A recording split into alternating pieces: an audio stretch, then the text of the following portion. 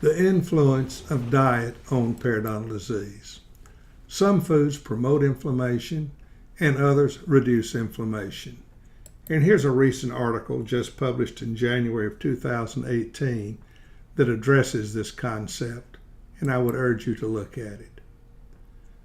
We talk a lot about the systemic link, and here are the diseases that are influenced by chronic inflammation: periodontal disease, diabetes mellitus, cardiovascular disease, rheumatoid arthritis, Alzheimer's disease, and recently Parkinson's and multiple sclerosis have also been implicated as being impacted by chronic inflammation.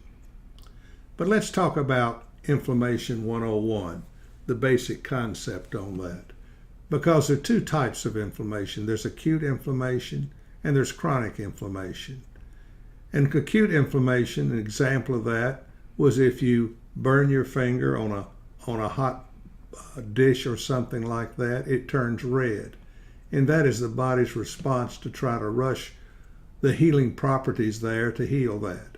However, chronic inflammation, such as we see in periodontal disease, is destructive by nature. So there's certain biomarkers out there where we can determine the level of inflammation. One is C-reactive proteins and the other is cytokines. Cytokines are the tumor necrosis factor alpha, interleukin 1, interleukin 6, and interleukin 8. These have the ability to initiate bone loss and damage tissues in chronic inflammation. So these are the bad boys as we look at it. Antioxidants are substances that can reverse the damaging effects of oxidation or inflammation, and I want to emphasize the word reverse. What are examples of the antioxidant sources? Vitamins A, C, and E, green tea, red wine, and coffee. But what are examples of foods that can trigger or prolong inflammation?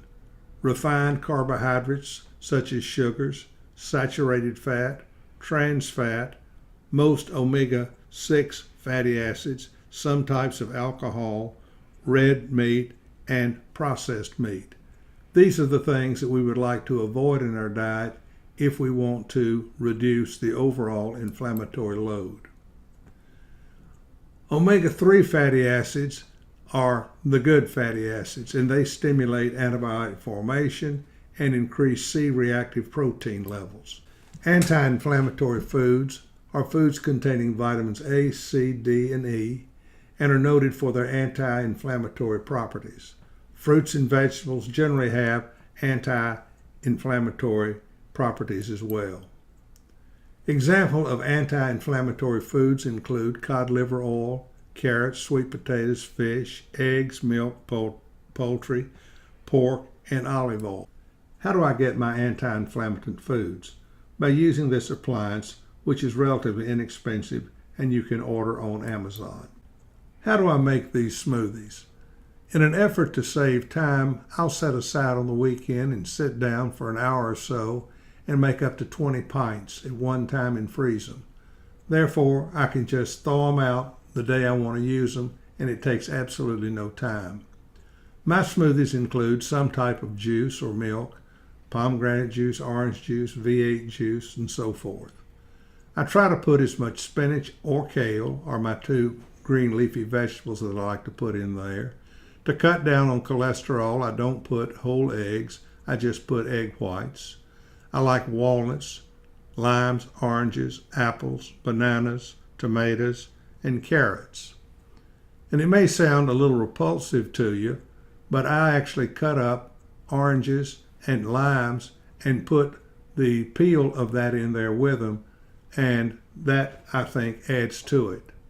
Additionally, on bananas, there's a study that shows that monkeys will not eat a non-organic banana, they will peel it. However, if they are organic bananas, they will eat the whole banana.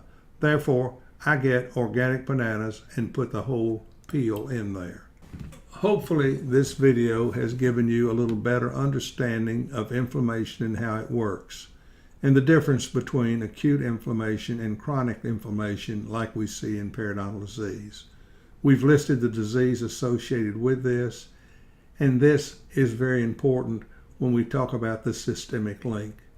We've also discussed some of the markers and some of the anti-inflammatory foods that can be considered and how you can prepare a smoothie such as I do, either on a daily basis if time permits, or mixing it up several at a time and freezing them.